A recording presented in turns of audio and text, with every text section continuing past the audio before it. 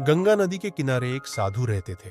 वे न केवल विद्वान थे, बल्कि उनके पास जादुई शक्तियां भी थीं। एक दिन वे ध्यान में मग्न थे, तभी बाज की चोंच से एक चूहिया छूटकर उनके हाथों में आ गिरी। उसकी छोटी सी पूंछ, काली चमकीली आंखें थीं। उन्हें वह बहुत अच्छी लगी, पर घर ले जाने से पहले उन्होंने जादुई मंत्रों के प्रयोग से उसे एक लड़की में बदल दिया। वे उस लड़की को घर ले जाकर पत्नी से बोले, तुम हमेशा से संतान चाहती थी ना, तो लो, आज से यही हमारी पुत्री है। इसे पूरी देखभाल व स्नेह से पालो। साधु की पत्नी भी अपनी पुत्री को देख प्रसन्न हो उठी। वह उसे राजकुमारी की तरह पालने लगी। साल बीतते गए। नन्ही लड़की एक सुंदर युवती बन गई। जब वह 18 वर्ष की हुई तो साधु वो उसकी पत्नी उसके लिए वर तलाशने लगी। साधु ने कहा, मेरी बिटिया का विवाह ऐसे व्यक्ति से होना चाहिए जो सबसे बड़ा हो। मेरे हिसाब से सूर्य ठीक रहेगा। पत्नी ने भी हामी भरी। उन्होंने जादुई मंत्रों के प्रयोग से सूर्य को नीचे बुला लिया। उन्होंने उसे अपनी पुत्री से विवाह करने को कहा, पर पुत्री ने पहले ही न कर दी।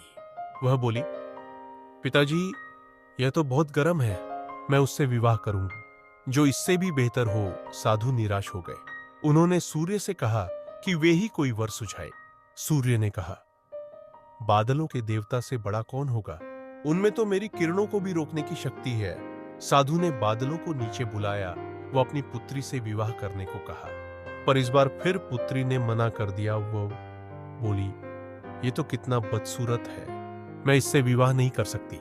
साधु ने बादल देवता से कहा कि वही कोई अच्छा वर सुझा दे। वे बोले, पवन देवता ठीक रहेंगे, वे तो मुझे भी अपने फूंक से उड़ा देते हैं। साधु ने पवन देवता को बुलाकर अपनी पुत्री से विवाह करने को कहा।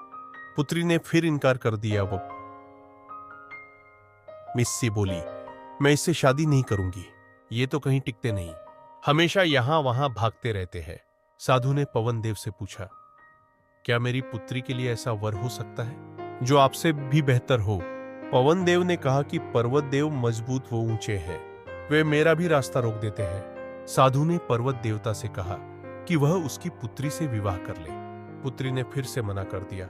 वह बोली, ये तो बहुत लंबे, सख्त व कठोर हैं, मैं इनसे विवाह नहीं कर सकती, इनसे भी कोई बेहतर चाहिए। पर्वत देवता ने चूहे का नाम सुझाया। वे बोले, माना मैं काफी सख्त, मजबूत वो ऊंचा हूं, पर चूहे मुझ में भी आसानी से बिल बना सकते हैं। साधु ने चूहे को बुलाया। उसे देखते ही उसकी पुत्री खुशी से उछल पड़ी। हाँ पिताजी, यही तो है वह,